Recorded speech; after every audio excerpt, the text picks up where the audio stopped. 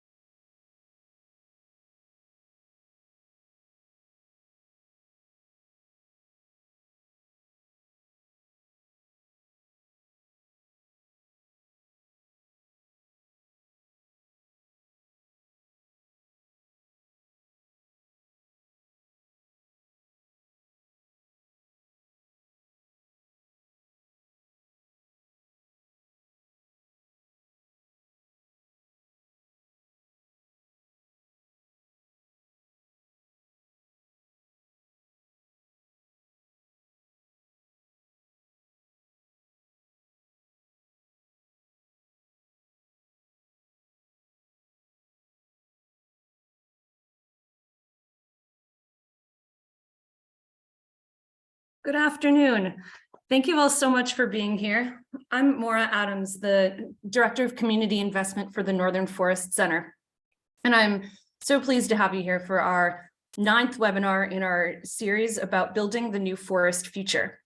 We are throughout these webinars looking to show the diverse themes that affect community vitality, whether that's recreation or workforce or broadband or preparing for climate change and climate resilience, as we're going to be talking about today.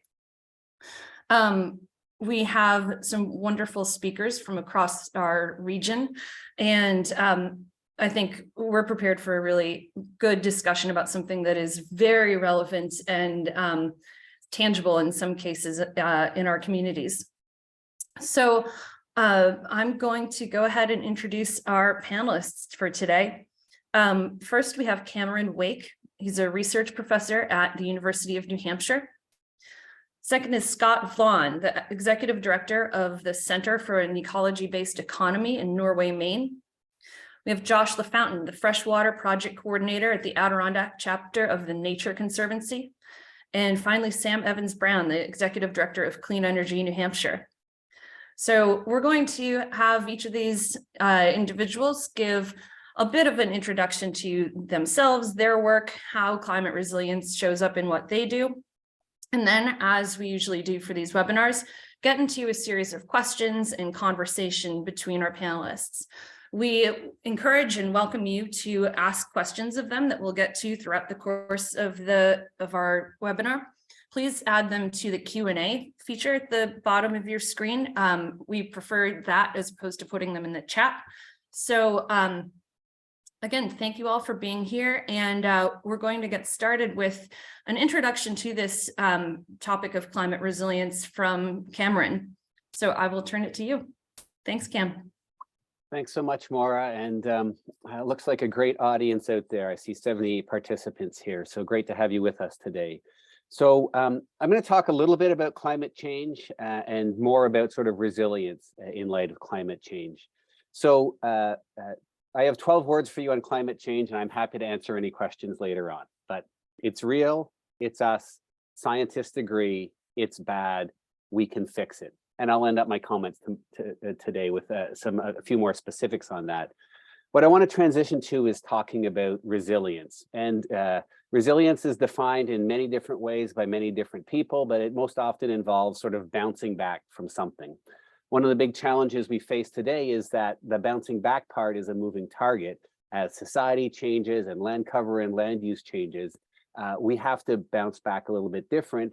And in fact, many of us think that we should be thinking about bouncing back better. So there's many different ways that I think about resilience to climate change, and you're going to hear about that today, and I think a lot of our discussion will be focused on that. But you can think about it in terms of resilient infrastructure, and in my mind, that's infrastructure that's not designed for the 20th century, but infrastructure that's designed for the climate of the current period and the future in the 21st century. We have to think about designing infrastructure differently because our climate is changing. And especially in New England, we have to be particularly concerned about flooding, although as we've experienced, we're also dealing with summertime drought, which is something we have to work on. You can also think about sort of resilience in terms of electricity, which is really the lifeblood of our communities today. It's hard to imagine how we continue to live here without a resilient electrical supply and a resilient grid. And so you'll hear a little bit more about that today as well. But that's really a centerpiece to resilience in my mind, is that we have to have a much more resilient grid than we have today, and one where we're not at the whims of global prices for fossil fuels that end up causing skyrocketing prices in our electricity, daily electricity prices, which is what's going on right now. I also think about resilience in terms of our ecosystems, which I'm not an ecosystem scientist, but I sort of think, especially sort of as I've learned of this from my colleagues here at UNH and from the Nature Conservancy, right? Big parcels of land that are large enough and diverse enough to evolve over time as the climate changes. And those ecosystems provide us with some really important services. I also think about it in terms of people's health. So resilient individuals, we can think about the COVID challenge, right? Who was harmed the most? Well, it's those who were most vulnerable. And so I think we really need to think about healthy people. And then I also really think we need to think a little bit more broadly about resilient communities. So if I could sum this all up, I think about healthy people, healthy ecosystems, healthy communities, and resilient infrastructure. If I could get my slides now to just wrap up. Two things I wanted to share with you. One is Mary Stampone and I recently published a new climate assessment for New Hampshire. And I think this is broadly applicable for the Northern Forest region, although each state has sort of their own version of this. But our climate's been getting wetter and warmer. And in the future, we're going to see increases in hot extreme and drought. We're going to see decreases in cold extremes and snow cover. We're going to see increasing in the intensity of extreme precipitation, and our sea levels are going to continue to rise, and we're going to see more storm surge. So that's sort of the changing climate aspect of what we're going to have to deal with. And it's going to require a lot of work at the community level. Next slide. And then I just wanted to close up by showing you this map of New England's population by municipality. You can see that the vast majority of the colors there are the greens and blues. So this should not be news to anybody. We are a patchwork of relatively small communities, and those municipalities, I would argue, tend not to have the capacity to deal with these big challenges around climate change. So I just want to close my remarks today by saying that it's going to be really important for us to collaborate across communities, across nonprofits, across government entities, across municipalities, in order to address this significant challenge of building resilience that we face right now. Another aspect of that is really going to be building capacity across the region with organizations like universities, like the TNC, like energy efficiency and renewable energy organizations and the Northern Forest Center, and other nonprofits and for-profit and government entities. We need to work much better together.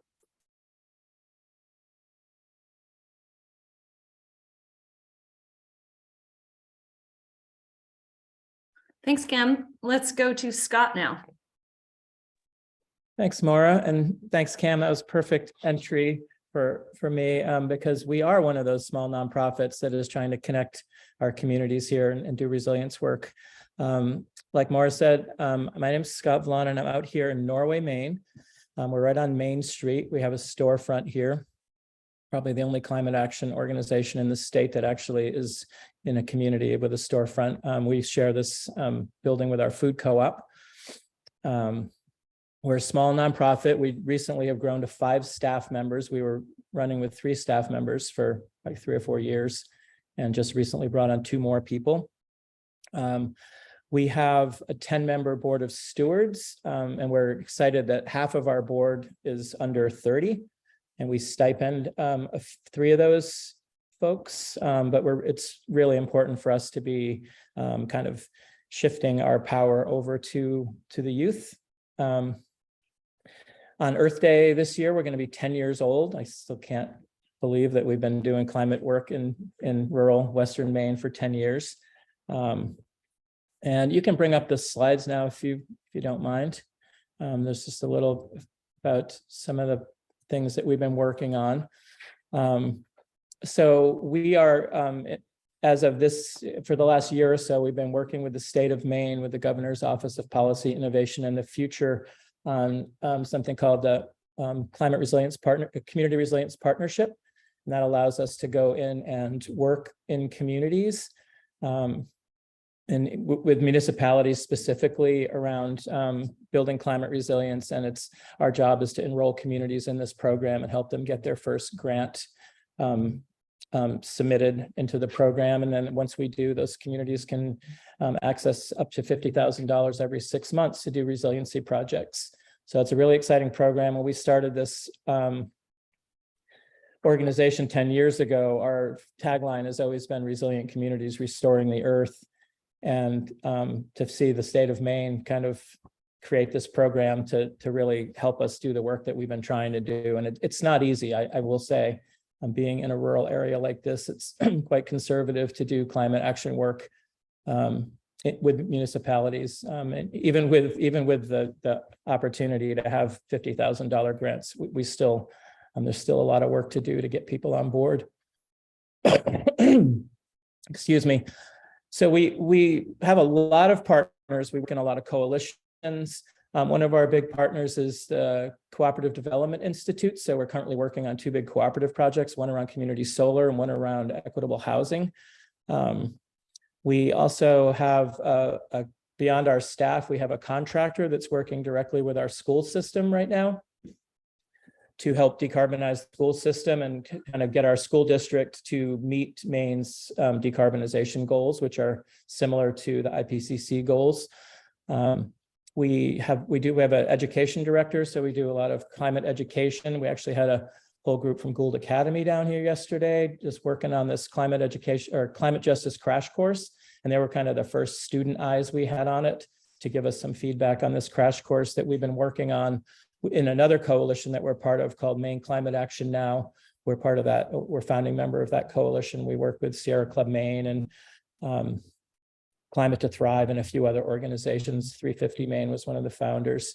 And then we work on some policy work too. We're part of the Environmental Priorities Coalition. So we're working on, really big policy stuff like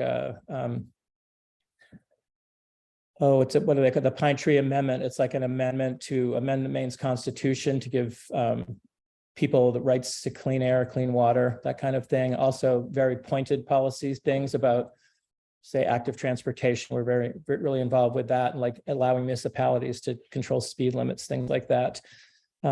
Where we do a lot of hands-on, like physical demonstration projects, and that's how we really started. It's ways to get conversations started out here. People aren't so into us going around telling them what they should be doing, and so we like to just demonstrate things. We've installed EV charging network out here. all free destination charging. We got almost 20 chargers in this region. We had the first public EV charger in Western Maine here in Norway. And now we're sort of transitioning all that out to networked charging and working again with the state of Maine with Efficiency Maine. We've done hundreds of workshops here, including managing forests for carbon, that kind of thing. We've worked with the school system a bunch. We have a bike share program that we put out every summer. With CDI, we've launched a trash hauling cooperative that uses bicycles to haul trash in the community, much like Pedal People down in Mass. So lots of projects, but right now this community resilience partnership working with the communities is our big one. So, and I'll just very quickly, if you can advance the slides, this is something, and Cam was talking about this kind of data-driven science thing. We bump up against a lot of people that are like, they don't trust that science. And you've heard all those memes about the climate scientists are just trying to get grants. This is a data set from our lake here. Started in 1874. It's a little group in town called the Weary Club. And they've been sitting there weary and whittling for 150 years, but they've always written down this one date of when our lake ices out. And if you can see the chart at all, in 1874, it iced out on May 13th and kind of reliably iced out in May and late April. The last time it iced out in May was 1944. And in 2006 was the first time it ever iced out in March. And it's done that 4 times in the last 2 decades. And this data set is unassailable to anybody because it's been kept by generations of people in our community. And it's quite striking. And if you can show the next slide, I made a little graph of this to show like where we are going with our ice out. And if that trend continues, we'll see open water on our lakes here throughout the winters. And we're already seeing people, that have been, say, snowmobiling across lakes and, during the New Year holiday for decades. And now they're, falling through the water. And we're seeing just a lot more danger around the lakes. And it's, of course, messing up the ecosystems and stuff. So, I guess I'll leave it there. Thanks, Scott. I think that kind of local citizen information is really important. I just happened to be with somebody the other day who said, "Oh, I don't believe in global warming." I was like, I thought we were past that. Apparently not. So I think real local data like that is really important. No, we are not. No. At least I'm here. Josh, we will turn to you now, coming in from the Adirondacks. Yeah, thanks. And you can go ahead and bring up my slides if you could, please.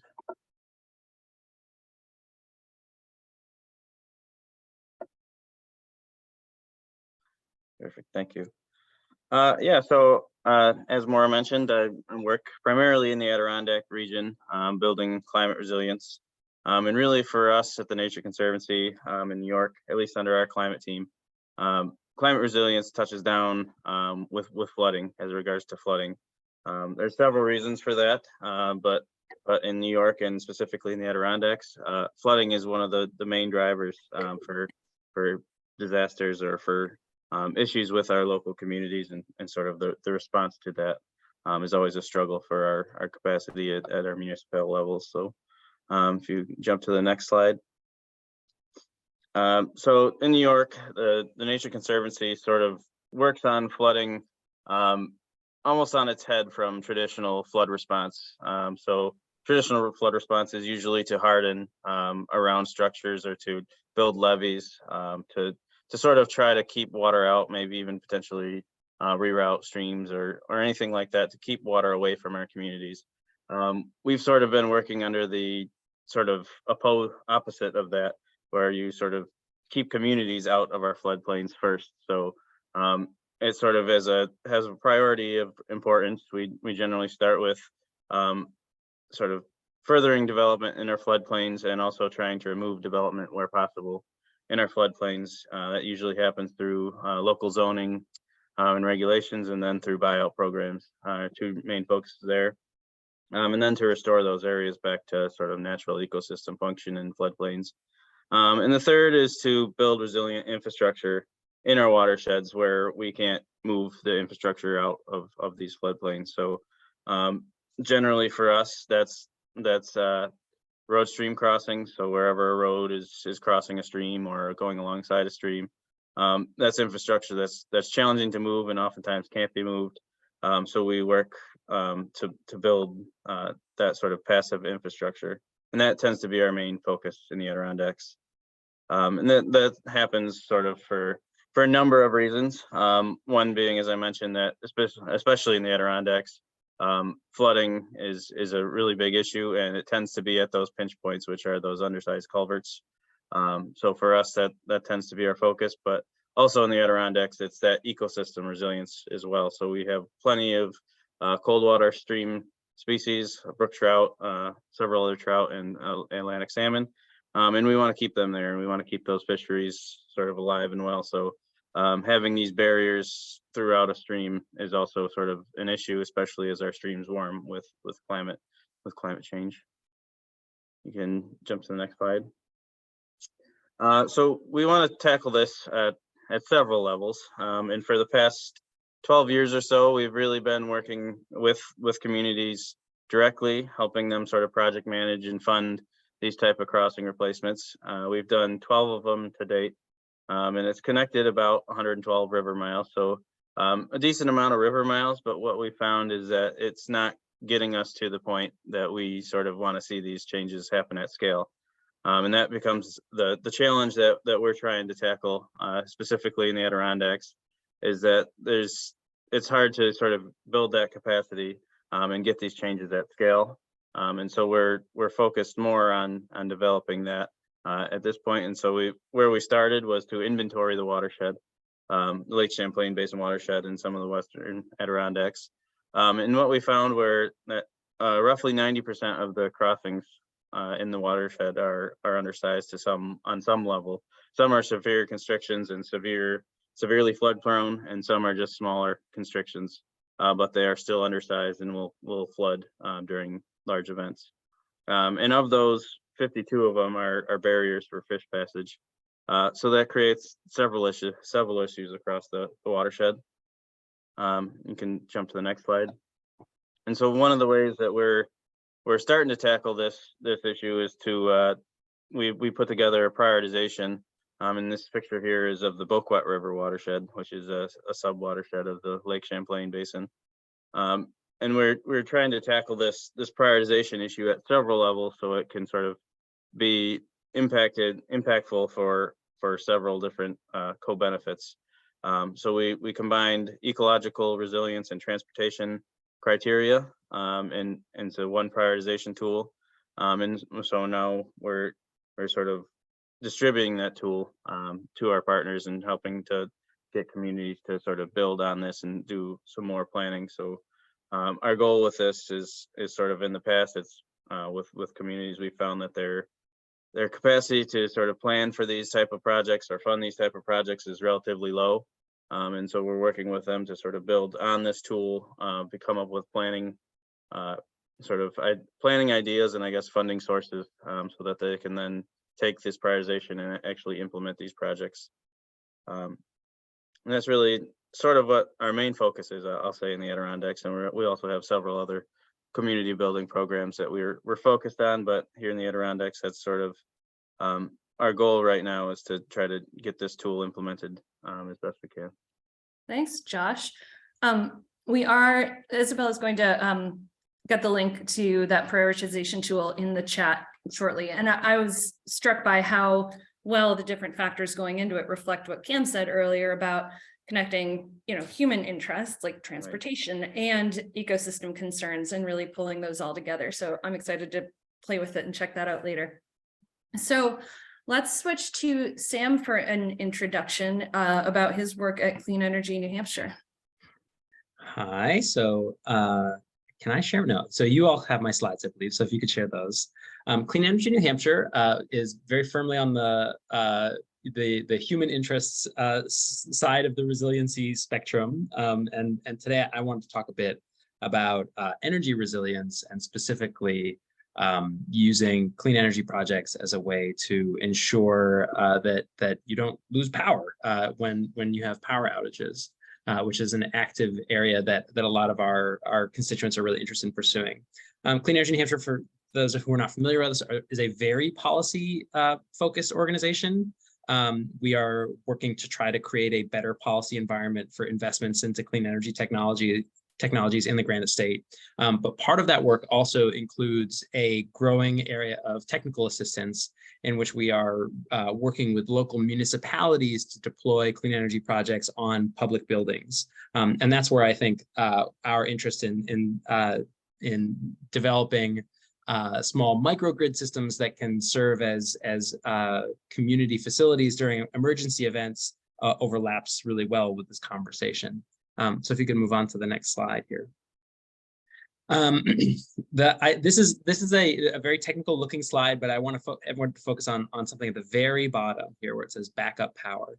This was a study that came out from the Rocky Mountain Institute a number of years ago, back in 2015, that was trying to quantify the value of energy storage and different ways that it could be used by society. So a lot of the other ways that storage provides value are monetizable by utilities, by power companies, by regional transmission organizations, and the way that we mostly think of battery storage is as backup power. And when Rocky Mountain Institute came up with this study, they couldn't even manage to quantify the value of backup power, which I thought was very funny, because when you talk to folks who sell batteries today, especially in rural areas, that's what's selling the batteries. So there's all of these other things that batteries can do, and the reason that people are buying them is this sort of unquantifiable, according to the Rocky Mountain Institute, idea that it provides you battery backup, which points, I think, towards something here, which is that these are assets that, while they can provide you resiliency, can also be providing a lot of value, the other 99% of the year, when you have access to the grid and when you have power, and figuring out a policy framework that makes that possible and therefore makes it easier to invest in that resiliency should be a priority. So next slide. Just a quick note that one of the there are lots of interesting studies about this trying to put a dollar value on the resiliency benefit that backup batteries provide, and one of the main benefits is that they actually tend to be more reliable than diesel gen sets, which is the way that most folks get backup power right now. And particularly when we're talking about small under-resourced organizations that maybe have a backup generator in the back shed that they haul out every once in a while when the power turns on, that might not be a terribly well-maintained diesel generator. And particularly in prolonged outages, when you've got to get fuel and the thing is running for the first time in 2 years, there's a tendency for those generators to just die mid-power outage, in which case all your freezers thaw and you experience the types of losses that people are trying to avoid with their backup power.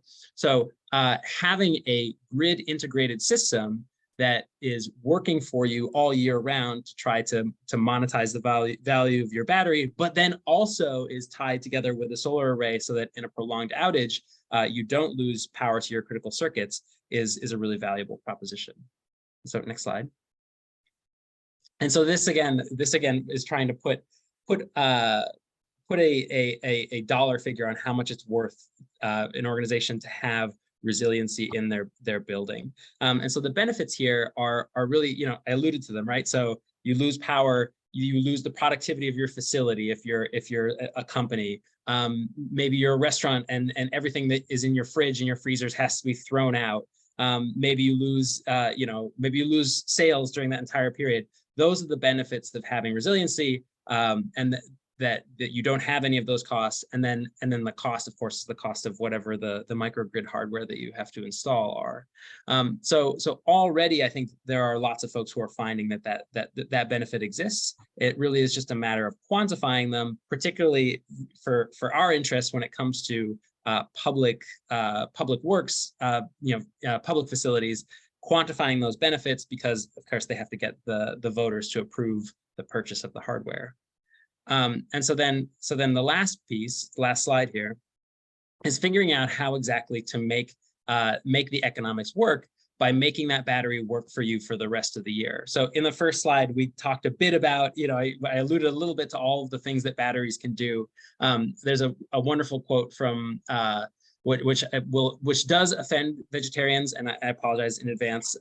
But as a bacon eater, I've heard batteries referred to as the bacon of the grid because they make everything better. They're an incredibly flexible resource. In fact, they're much more flexible than many traditional fossil fuel generators. I can look out my window and see the smokestack for the coal-fired Merrimack station here in Concord, New Hampshire, which is the last coal-fired power plant in New England. That power plant takes 24 hours just to turn on. Batteries can turn on in a microsecond. And so they provide an enormous amount of grid services that is very valuable to the grid.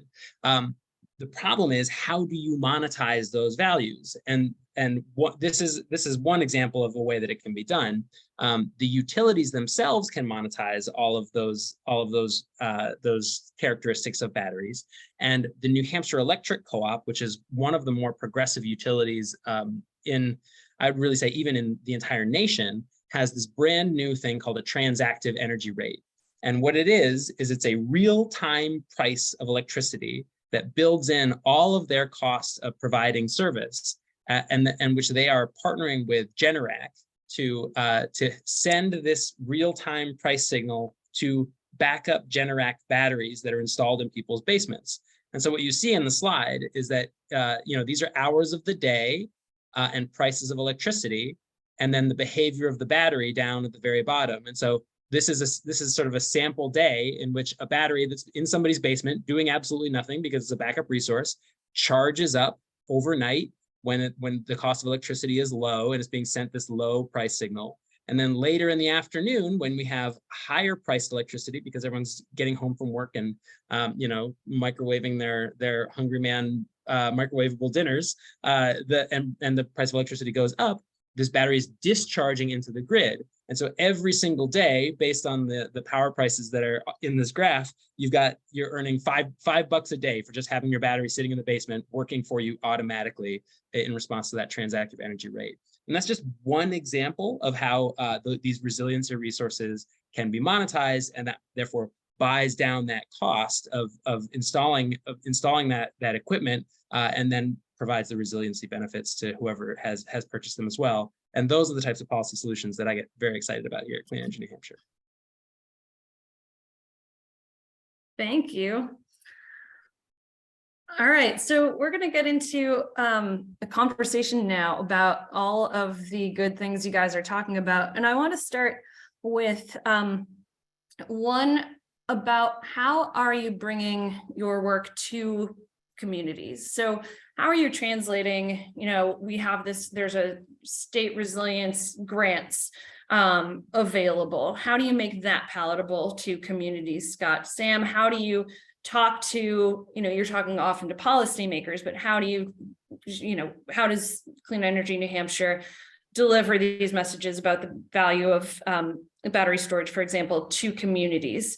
Josh, what gets towns excited about hearing more about prioritization tools? And Cam, how do you translate these big ideas that you're talking about to communities? How does that show up in your work, and what have you found is effective? Whoever wants to start. Well, I'll jump in. So, we've been working in community here for a long time, and obviously when you go to a community and you want to get them to put in an EV charger and pay for the electricity or whatever what you want to do with them, there's got to be some benefit for the community. With the EV charging, it was like, good for the economy, attracting people to the town kind of thing. This community resilience partnership is somewhat specified by the program itself. Our process of we're required to do at least one meeting in the community with community members, and that's been the really exciting part for us. So we're getting paid by the state to go into a community, organize a community engagement session. Typically, there'll be elected leaders there, town managers will be there as well, but we've also been working out here so long that we've got a mailing list of all the people in the community that are on our CB mailing list. So we can usually get a pretty good turnout of community members, and for the 99% of whom are like on board, and they really want to talk about the effects of climate on their community, and having their elected officials there who are often not on board hearing this from their community. That's probably the most important aspect for us, is to be able to get enough community members out to talk about their concerns. And their concerns are all over the board. And it related to a lot of the other stuff we're talking about here. In some cases, their concerns are their watersheds, because that's the tax base for the town, or their concern is the electric bills for these tiny towns. If we can save them $500 on their electric bill, by putting solar, like in one of our towns, they chose to put solar power on their police station. That's going to cover their electric bill, which is now $500, which in a year is going to be close to $1,000 with these crazy electricity rates. And then they start to snap, like, oh, that's how solar power works. And so there's an educational component. And then in this case, in South Paris, it's like a public, it's right on the police station. When you drive into the town office or whatever, you're seeing it. So there's a lot of win-win-wins for us and the towns. And in some cases, they just want to save money. And in the select board, they may be climate deniers back there, but they're not going to tell their community members that, no, we're not going to put solar panels and save $600 a month, because that's what we're elected to do, is save the town money. So this is a little way that works for us. That's great. Yeah. I'm happy to jump in here, sort of three or four different ways. And again, so I'd say I have the privilege of being the Josephine A. Lamprey Professor of Climate and Sustainability at UNH, and part of that involves what we call in academia engaged scholarship. So, like, what does that mean? Well, one way we don't really engage with the community, but we provide information about climate change and how it's going to change in the future. So for those people who aren't denying climate change and are actually preparing for the future, that report that we publish sort of has some very detailed information for your community on how many hot days you're going to have in the future, how many cooling degree days you're going to have, how many days you're going to have with snow on the ground, so you can begin to prepare for that. As part of that work, we can see that there's significant changes happening in the federal funding legislation, where different federal agencies want us to engage more with communities. And so we've been doing that through several grants. We have one right now funded by the National Oceanographic and Atmospheric Administration, focused on climate migration, for example, and we're connecting with a lot of different communities on that front. A big role for us at the University of New Hampshire is really about educating the next generation of sustainability professionals. So how is it that we help hire a grad from the University of New Hampshire who's participated in our Changemaker Collaborative, our sustainability dual major, and they will be wonderful employees for you. My apologies for the marketing, but this is a long-term problem, and we can't expect the current workforce to solve it all. We need to prepare the next generation to address this challenge. And it's taken me a long time to accept that. I'll be totally frank here. It's not going to be solved within my professional career. And then the third is really about sort of partnerships. And so the UNH is not itself a sort of an outreach organization. We have Sea Grant and Space Grant, but what I've found is that really partnering with organizations is critical. And so one of the examples I'll give is that we have a set of 30 to 40 sustainability fellows every summer. We've had them work with the Northern Forest Center. We've had them work with Clean Energy New Hampshire. We've had them work with TNC.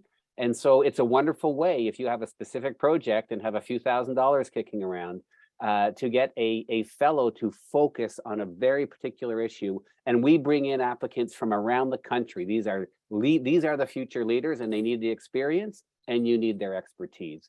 And so I'll just finish up by saying, ultimately, it's going to be more and more about knitting these different organizations together so that we're all working on this and pulling, because it's going to take a really big lift to transform society from the way we lived in the 20th century to how we have to live in the 21st century.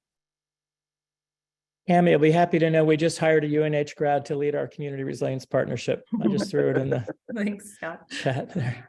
Sam?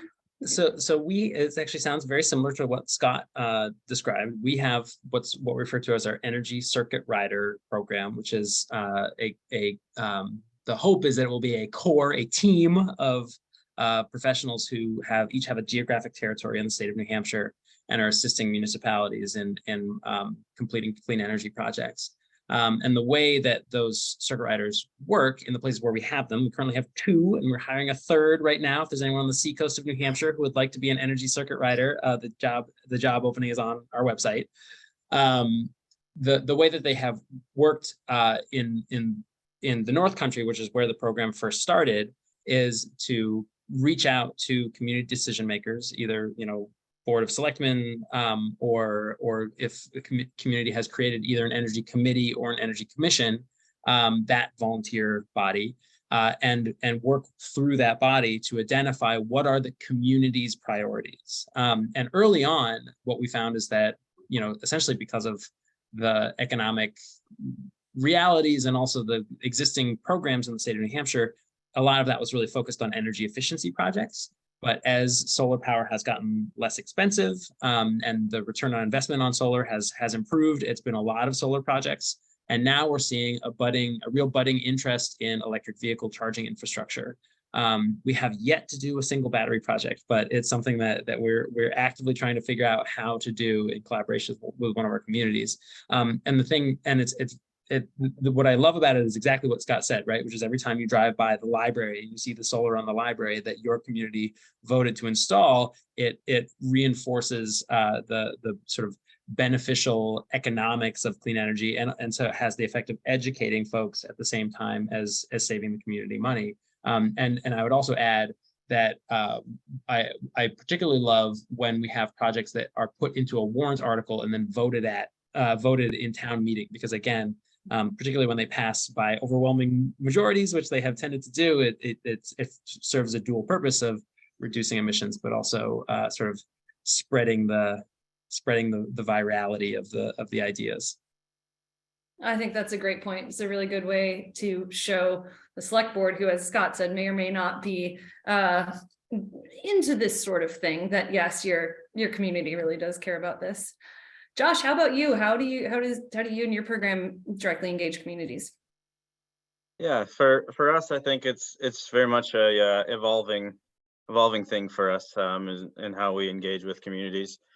For a long time, it has been, we engage with them directly through pilot projects, through demonstrations, and then we've had several studies now where we look at the long-term costs of resilient infrastructure versus the cost of maintaining traditional infrastructure.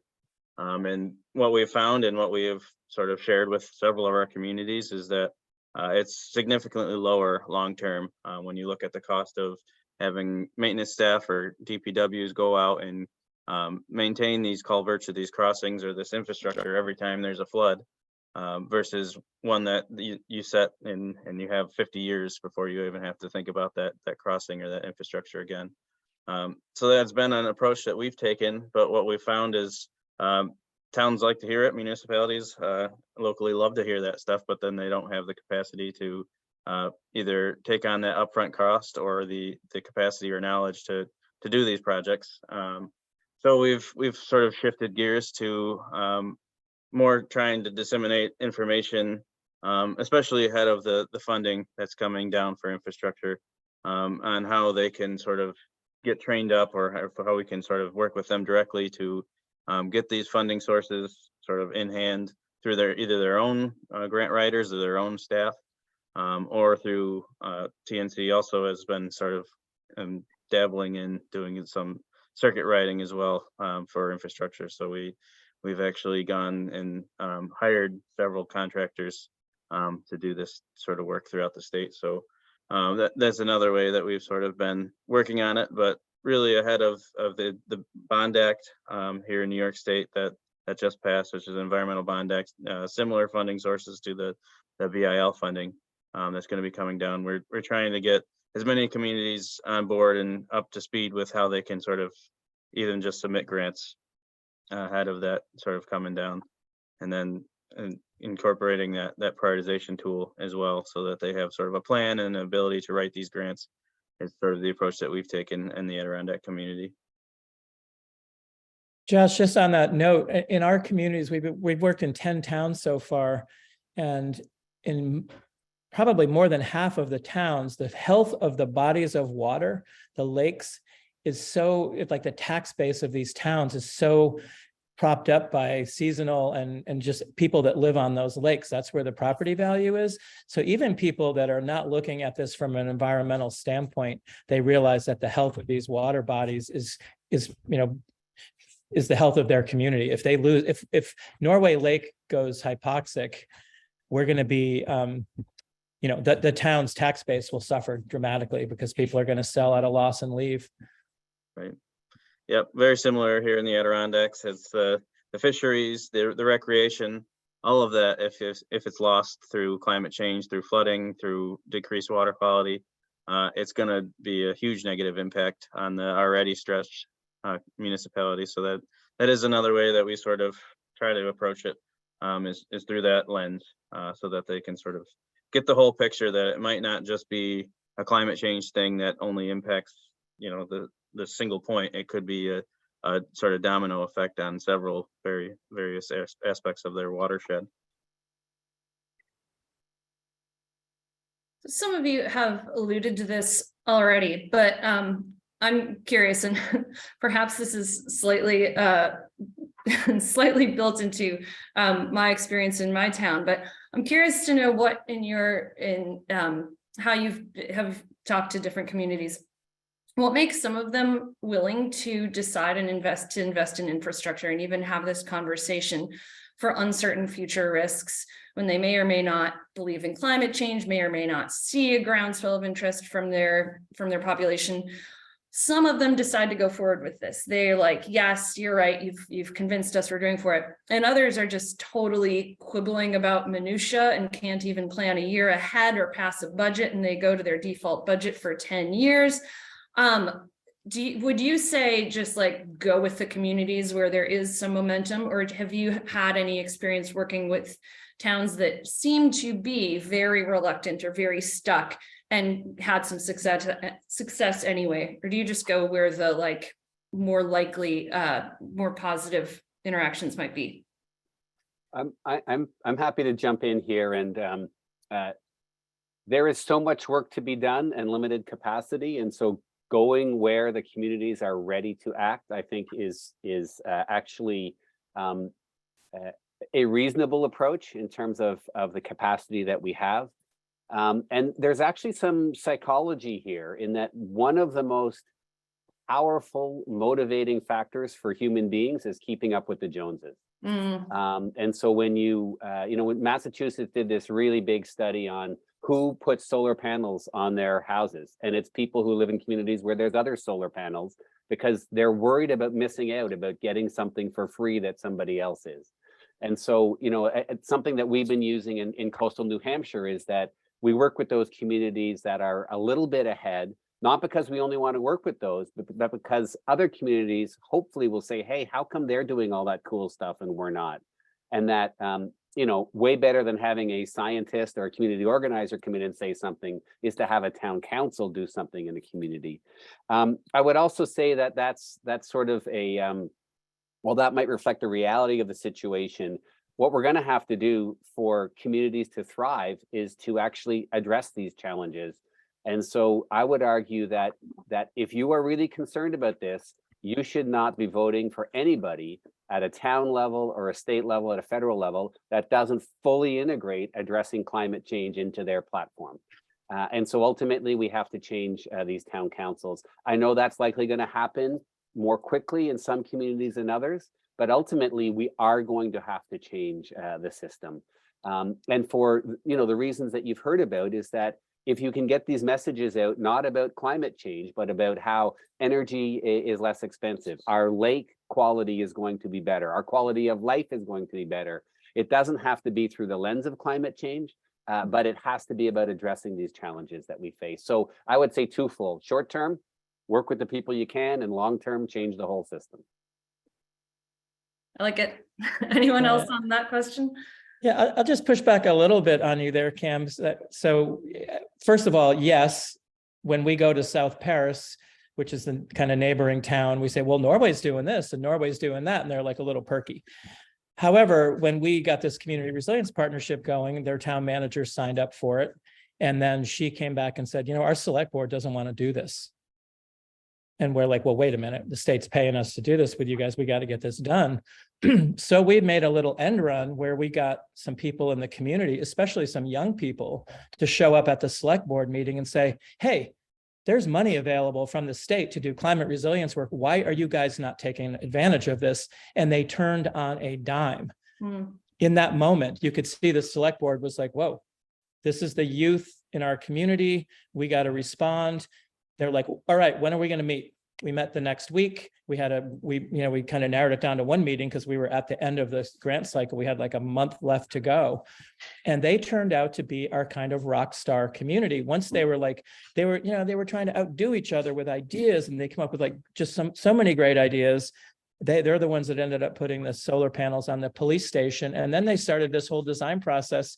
Part of their grant is to design their police station or their fire station to be an emergency shelter that would run entirely off of solar and batteries.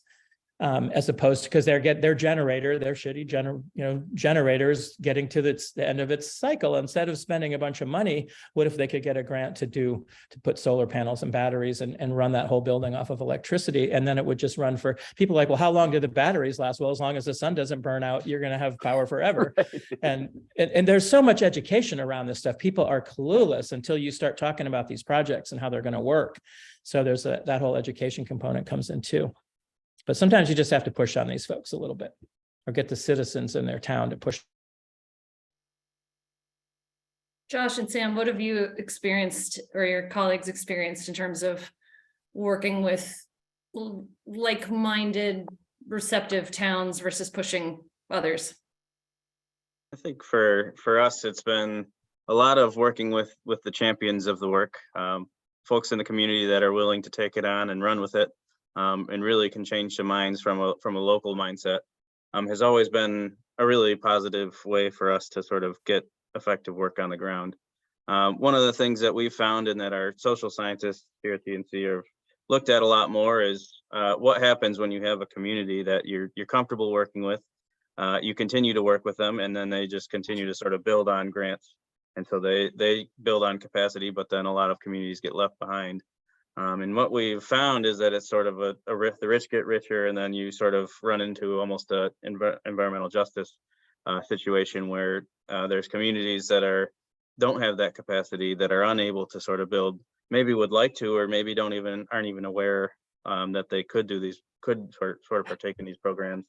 And so we've sort of switched gears more recently to, we still want to find those champions and work with them where we're able to, but environmental justice and working with those communities that are unable to get these grants or to have this knowledge has become more of a focus for us. That's great. And yeah, so and I would piggyback onto that I have tried very hard to make that explicitly part of how we look at the work of the circuit riders. There are too many communities. There's too much work for any single person to do. And so yes, you work with the communities that are interested and want to champion. But we're trying to have an eye towards building capacity and then like letting those communities fly, and then moving on to communities that have little capacity and helping them build up their local energy committee, their local institutions. And just an anecdote. The town of Gorham recently voted to create to build a solar array that's going to offset a large amount of the consumption of their public school building in sort of downtown Gorham. And a key part of that local decision was the fact that the only suitable site for the solar array was the sledding hill.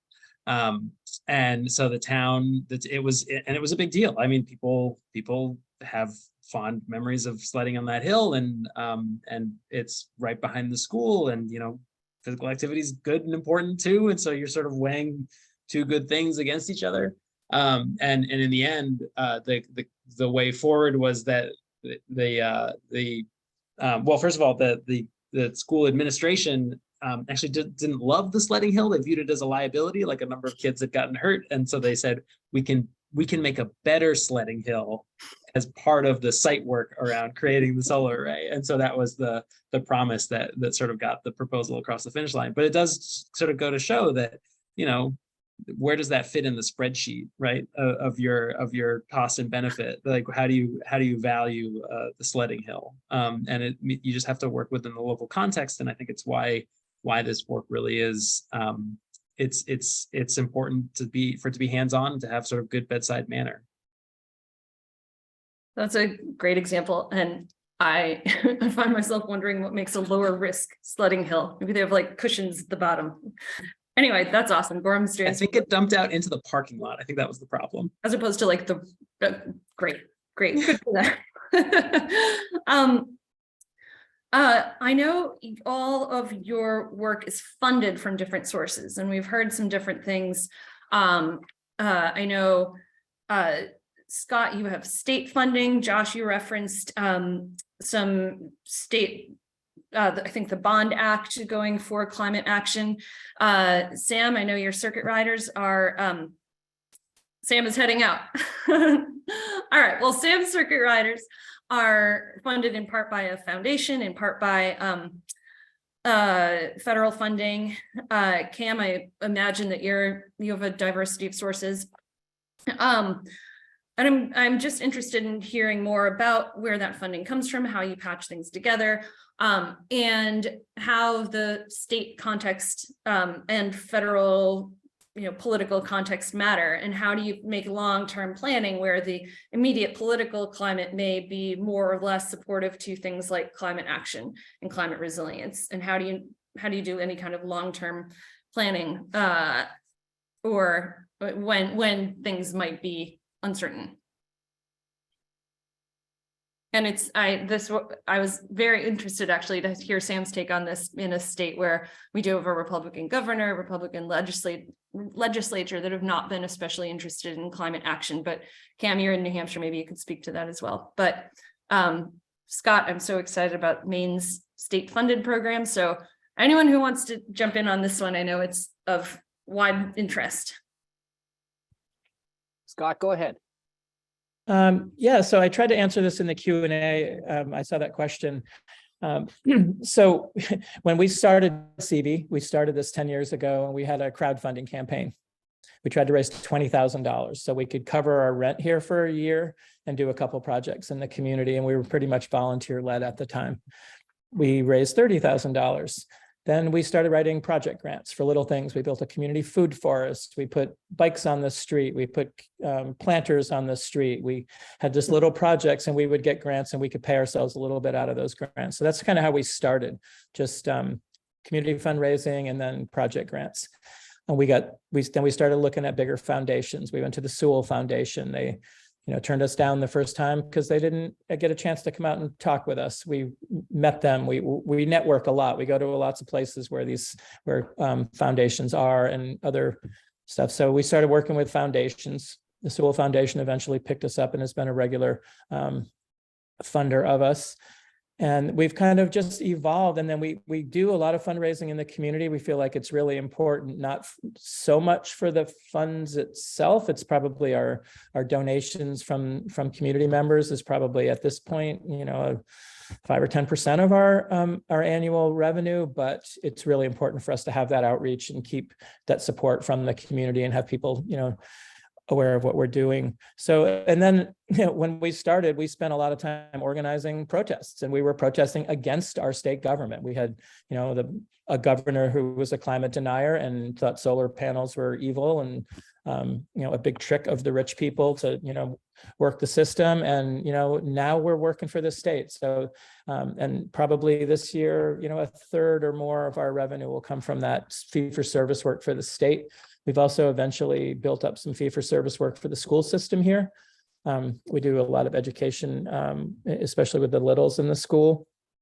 So it's become really diverse at this point, but also just kind of complicated and a little scary, to be honest, because we've taken on a lot, we've built a lot of capacity, and we're banking on this funding continuing. And frankly, this year, our public fundraising fell off dramatically, as it did for a lot of nonprofits where, the stock market crash. Some of our bigger foundations who have done matching grants are like, man, we got twice the need and half the funds, so we're gonna have to cut you back this year.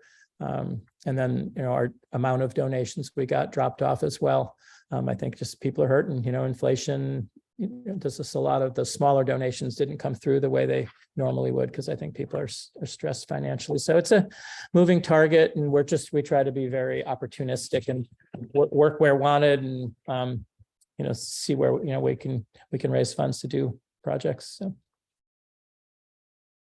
Yeah, I guess I'll jump in here with a different perspective. A lot of our work at UNH has been funded by national funding agencies, particularly National Science Foundation and NOAA and others.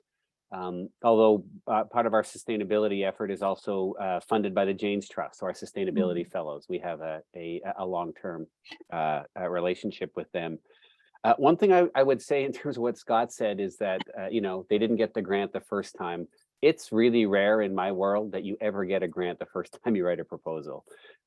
It's really, you got to do it the first time, and then don't badger the program manager, ask them for their honest feedback and make it better. And that you need to be persistent. And I've written proposals to the National Science Foundation 7, 8, 9 different times. Every time it gets better. There's usually a different board of people making the decision. They got better. And if you're persistent and it's a good idea, in this country, it should eventually get funded. But don't give up after round 1 or round 2. And always make your program manager your friend, not your enemy. You guys all know that working in the nonprofit world for sure.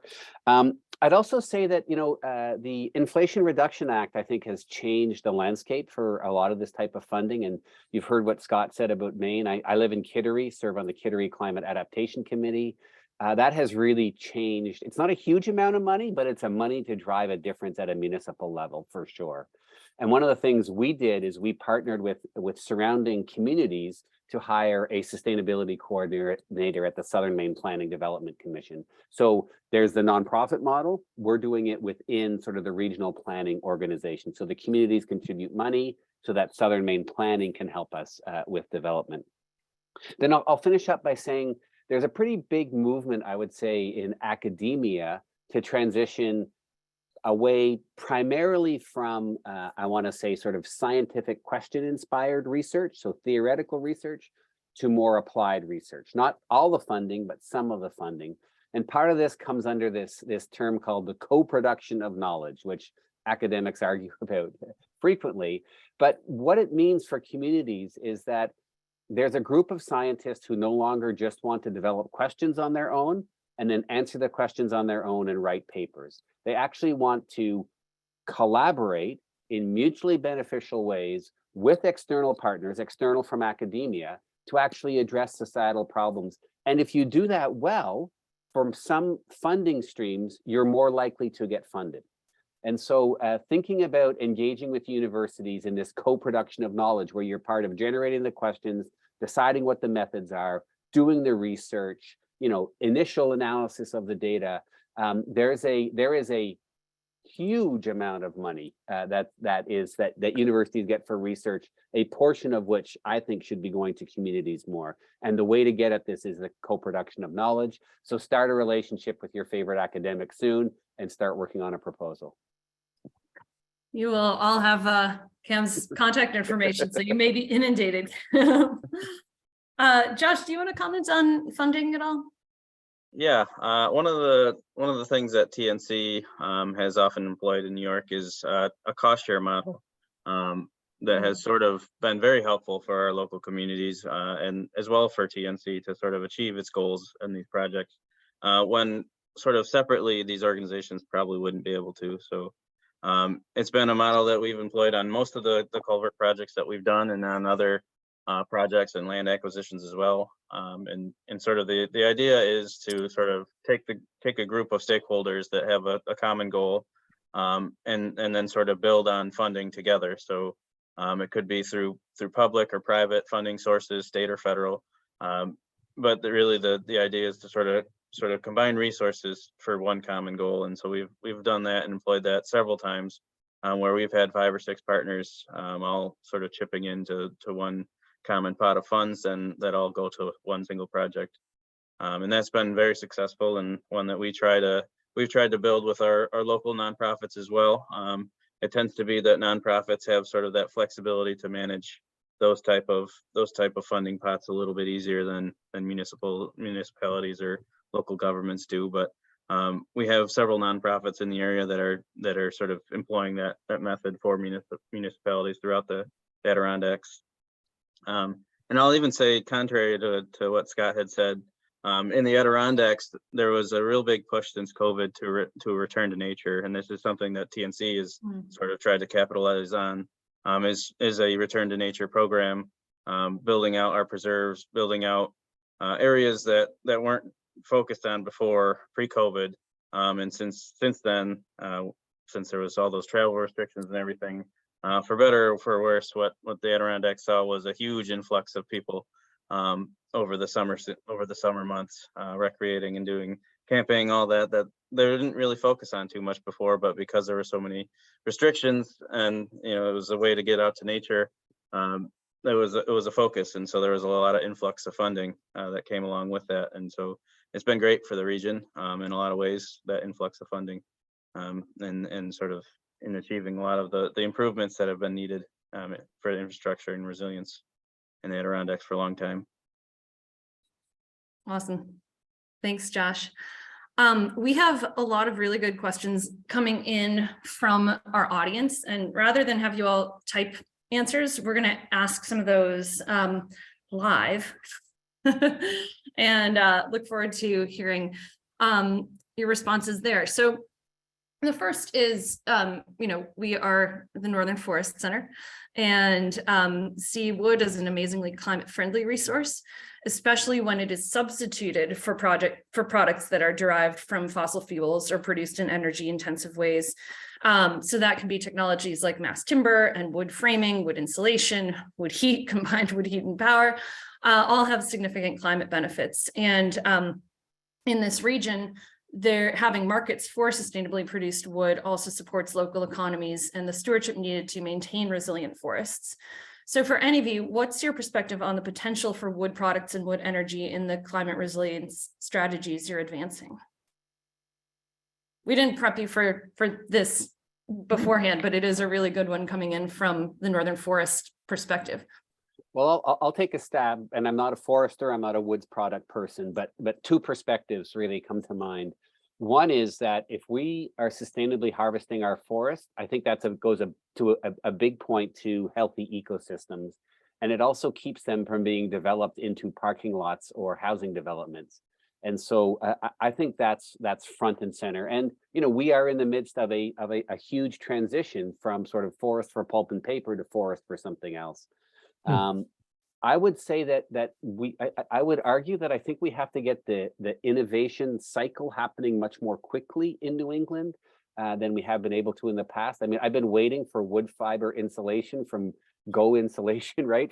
I've been hearing about it for years, but I got to build and insulate. So it's happening now at a project I'm working on. So I think we need like a regional body, so beyond the Northern Forest Center, but entities to really help with innovation. I know University of Maine is sort of really big on this, but getting that research to product, that valley of death that people talk about, we really have to figure out a way to improve that. So our mass timber products and our insulation products and other wood products are getting to market more rapidly. And then we have to do a much better job at sort of marketing that and making sure that, the Lowe's of the world are actually selling those products and not selling the stuff that comes from somewhere else. So I guess I would close by saying there is huge opportunity to do this much, much better, and anything we can do to do that, I think would be really welcome. So I'm going to let Scott and Josh respond. I also do want to note that we have the Northern Forest Center on our Forest Economy Wood Innovations team. We have a webinar on February 22nd on exploring new forest products. So you did not tee me up for that, but good call. We'll have a link to that later. So Scott and Josh, anything on that?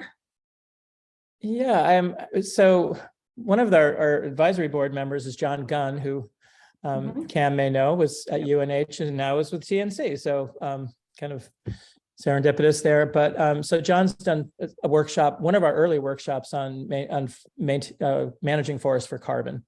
And, and we're kind of pointing back in that direction. We haven't done a lot around forest stuff here in recently, but John's back in the community here. He had moved away and now he's back, and we're kind of ramping up. But I'll just say I feel the same way about especially burning wood, but also just the way we manage our forests. I feel like the same way about it I feel about meat. It's like I want to know that chain of custody, because if you take an animal, any, like a sheep, for instance, you can pen them up and feed them feed that's grown in destructive agricultural system, and you have an animal that's very destructive. You can also take those same animals and rotationally graze them and be sequestering carbon. The same exact species of plants and animals can be combined in a way that's regenerative as opposed to extractive. And I feel the same way with the forest. And if we're maintaining healthy forests by selectively harvesting, and I think sustainable is, kind of gets bandied about a little bit. And I've seen stuff around here that's quote unquote sustainable. And you look at it, well, that forest is not going to recover for 50 years. And we don't really have that time frame. So I think when we start thinking about how we're managing our forests, we have to be thinking a little bit in shorter time frames. And of course, the forest products where you're actually taking something and sequestering that carbon for potentially, 1,000 years if you're building a beautiful timber frame or something, and then that the remains of that can be, burned in a way that's really efficient and, co-generating electricity, that kind of stuff. But I just think we have to be careful about, and John Gunn, had his 15 minutes of fame when when Massachusetts was looking at, burning wood in power plants, and people were like, oh, we've got all these forests, we can harvest all this wood. And he's like, no, that's in our time frame, that's just not going to work, because we don't have 50 years for that forest to recover and bring that carbon that we're going to put into the atmosphere back into the forest. And 50 years we'll be way past that point of no return. So I think we just have to be really careful. Yes, we do. And there is a big difference between using wood for power plants for electricity only versus heat displacing fossil fuels, using it for combined heat and power. That is a whole other topic. Our forest economy team did have a webinar a month or two ago on wood heat in particular. So I would encourage you to look that up. But a ton of conversation to be had there. Josh, do you have any comment on wood as an element of climate resiliency? Yeah, I don't want to belabor the point too much. I think Cameron and Scott really covered it great. But to Scott's point, it has to be done in a sustainably harvested way, and the forest management has to be done properly. I mean, so TNC is leading into sort of carbon offsets as a natural climate solution to meet New York's zero emission goals in by 2050. So that is something that TNC is really looking into. It's one of our sort of front running programs that TNC has here in New York. And it varies widely in terms of sort of how the, like Scott said, that sustainable management really has to be reined in to sort of get to the point where you're managing these forests and improving them, and sort of seeing all these benefits, but you're not going through and sort of destroying sort of whole forests or hillsides. So cool. Yeah, Thank you. Just to add on to that a little bit too, it's like, to not see our forests as like kind of reductionist way, like there's a certain amount of carbon, there's a certain amount of BTUs, all that stuff. There's also a biodiverse ecosystem there that we've just really got to be paying attention to, especially as we got all this issues with climate change and pests and warming, and so many of our species are at risk, and just keeping our forests as diverse and intact as we possibly can is really important for this climate future. And what, Cam's, gets into our next question as well, I think, but Cam's point about not fragmenting the landscape too much. And if you can harvest forest, it at least keeps them intact as forests and wildlife corridors, and good for soil and water and all the things, because it turns into 18 houses and they are going to be houses forever. Which is it makes me very sad to think about that happening in certain places, certain important wildlife corridors and so on. Yeah. So this is another question that is kind of related to something Cam said initially about community resilience as demographics change and human migration changes across the world, across the country, across the world.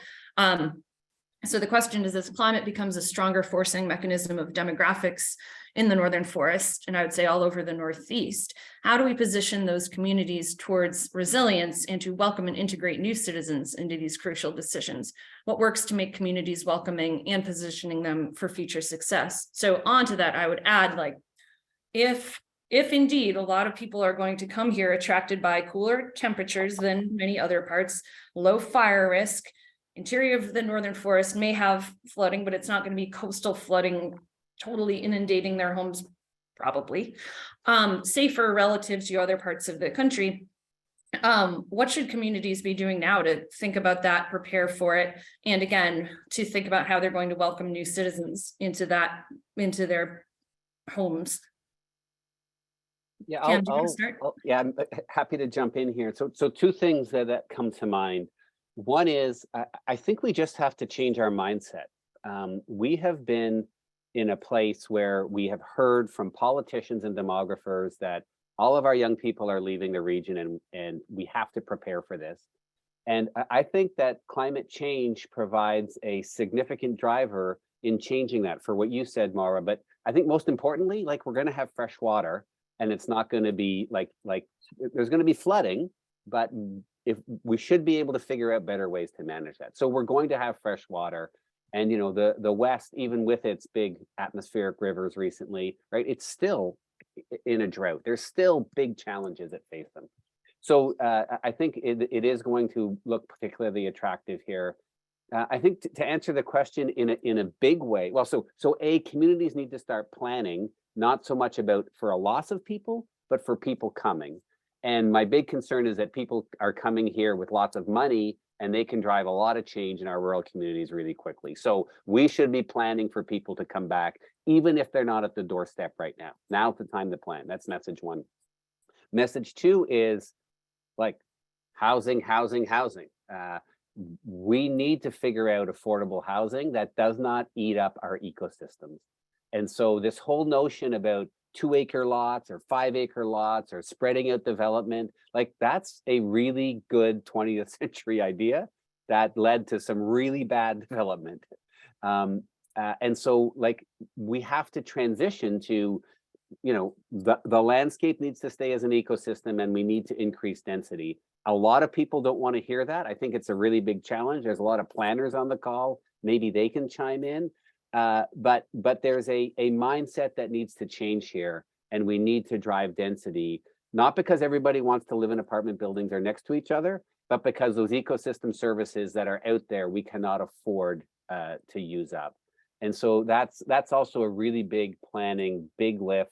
And then I'll just answer sort of one example we have in the town of Kittery, which is not in the Northern Forest, but we have a nice ordinance about accessory dwelling units that lets you build another building on your property without sort of, you kind of bypass a lot of the onerous permitting process. It's like, if you have it and you're on a sewer line and you're on a water line, you can go ahead and do it. And I think that's, like, it's not all about really big apartment buildings. There's lots of ways, I think, that we can address that. But ultimately, we can't afford to have people move into the area because they can't afford to live here, which is crazy in rural New England. So the housing part is critical. And I know the Northern Forest Center is doing a really good job at this, and we need about 10 times as many organizations working on it. We are growing our portfolio, but not as much as the demand calls for. Josh, Yeah. what are your thoughts on this? So I mentioned that there was a big return to nature during COVID here in New York. A lot of people from downstate New York City area, and ended up moving up towards the Adirondack region.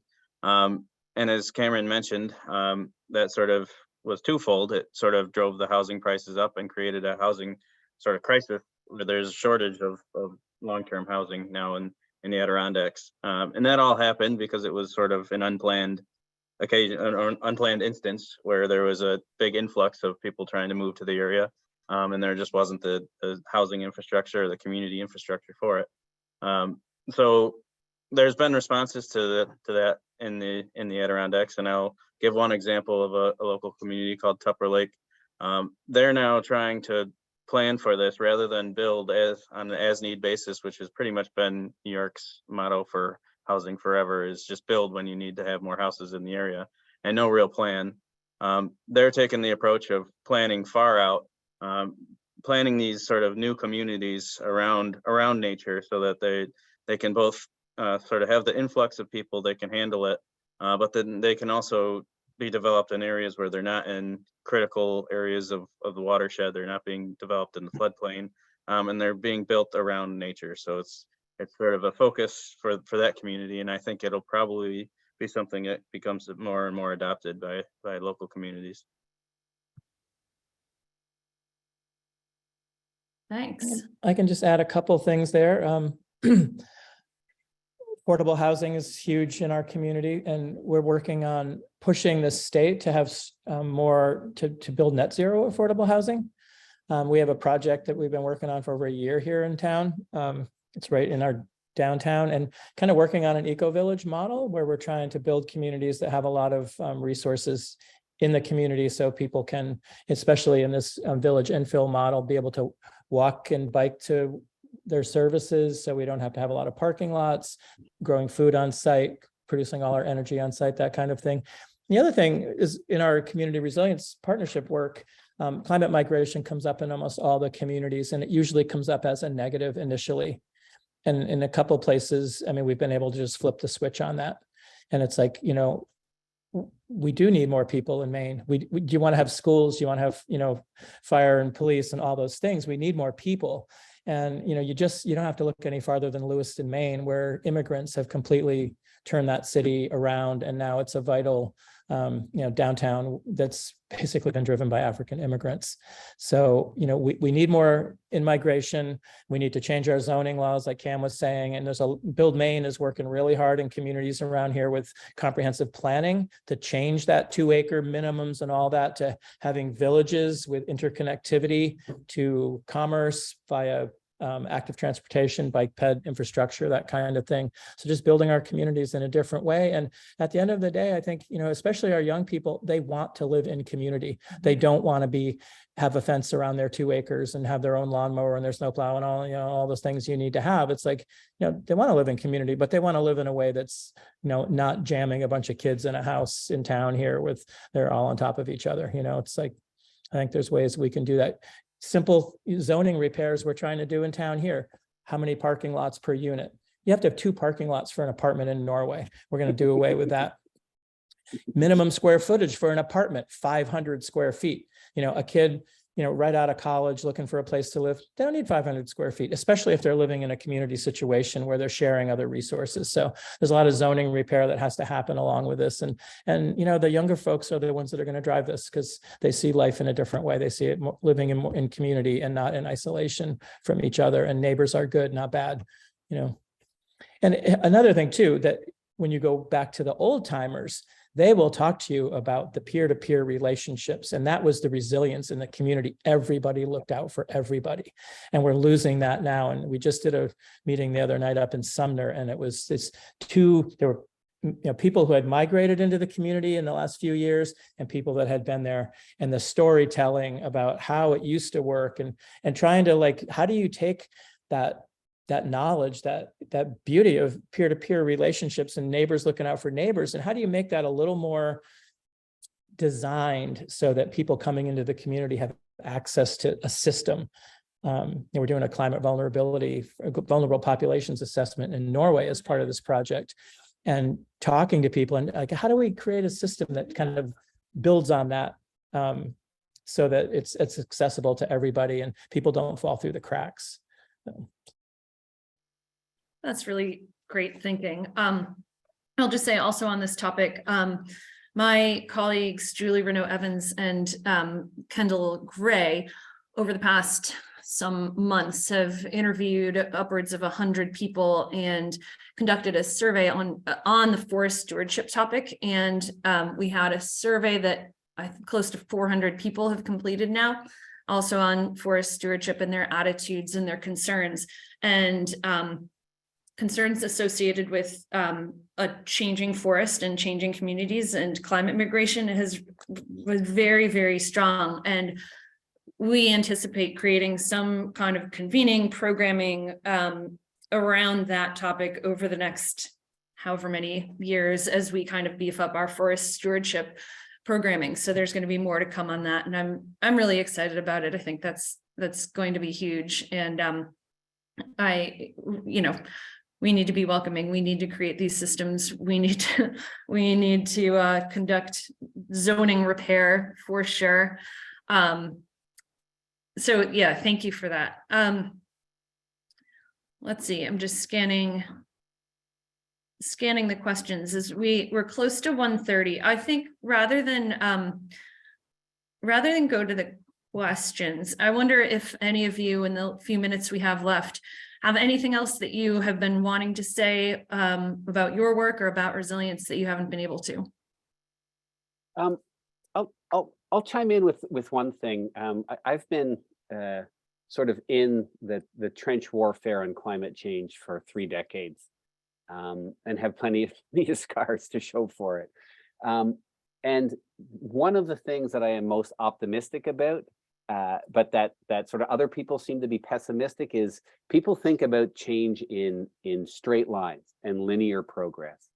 And what I'm seeing now is sort of a change from a lot of work over 20 to 30 years that is now being adopted and sort of exponentially increasing. And again, I think about the Northern Forest Center and CB and TNC and lots of other organizations, but we are beginning to see that exponential growth. And so the fact that there were more than 90 participants on this call, there's this real notion, not of that we need to be resilient, but I think sort of part of this discussion is that what does that mean and how do we do it? And so we're transitioning from we need to do something to actually doing it. And so I am really optimistic so that so many people were interested in and the other voices that were on this call. And we just need to keep pushing and sharing those stories of, talking to your neighbors about this is the future. And if we are going to actually thrive, we have to address these problems. Change is happening, and those who are going to sort of be successful are the ones that are going to adopt it. So I really think in some ways this may be counterintuitive, but climate change really represents sort of this opportunity for the 21st century to craft more resilient and more equitable lives for people here across northern New England and northern New York. Thank you. That's awesome, Cam. Could not agree more with that. I think that, when we look at the solutions to climate change, and you said this in your introduction, it's living in community, eating local food, knowing where your energy is coming from, being able to bike and walk in your community. All the solutions to climate change, they make for better life. Like, I think the vision, especially that our young folks have for how to live in relationship with nature, like Josh is talking about, like people are starting to tap into nature and getting that connection, and just looking at the way, our footprint, not just carbon footprint, but our footprint on the planet and how we live with each other. There's a better way that's going to make people a lot happier. We have the highest consumption in the free world, and we're not happy here. This isn't making us happy. So if we can design, our communities to be much less impactful, we'll probably be a lot happier in the end. And that's really all we're after, right?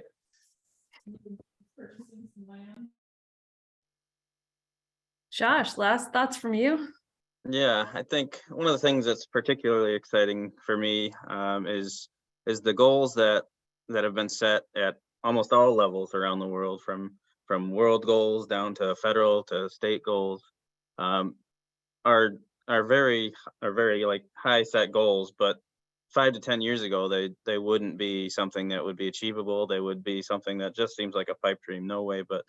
But now with so many groups that are sort of all sort of tackling this goal of sort of climate change together, really these goals don't seem so insurmountable anymore. And that's really exciting to me, is this sort of banding together of all of these organizations and all of these groups to be able to achieve these really lofty goals, and something that could be done within 10 to 20 years to really make huge impacts is really exciting to me.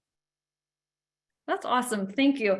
I didn't even ask you guys to end with like what makes you feel hopeful or optimistic, but you did. And I think that's a pretty good sign.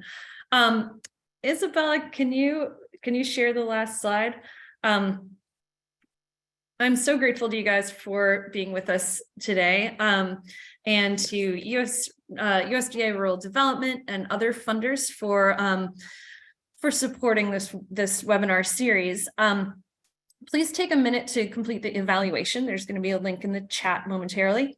You're also going to receive a follow-up email with a link to the evaluation, the recording of this webinar, links to future ones, and contact information for our panelists if they are so willing. If you're interested in learning more about other Northern Forest Center program areas, we have a discussion, as I mentioned earlier, with businesses that are bringing new wood products to market on February 22nd. Where we're going to explore their creation story, what those new products are, and how markets are opening possibilities for new uses of wood. So we encourage you to register for that. And our next community investment webinar is going to be on March 14th, talking about encouraging entrepreneurship, discussing the power and potential that entrepreneurs and small businesses bring to communities and what you all can do to support, attract, and retain local businesses. So thank you again. Josh, Scott, Cam, and all of you for attending. We are looking forward to doing this good work and continuing in climate resilience and innovation. Thank you. Thanks, Maura.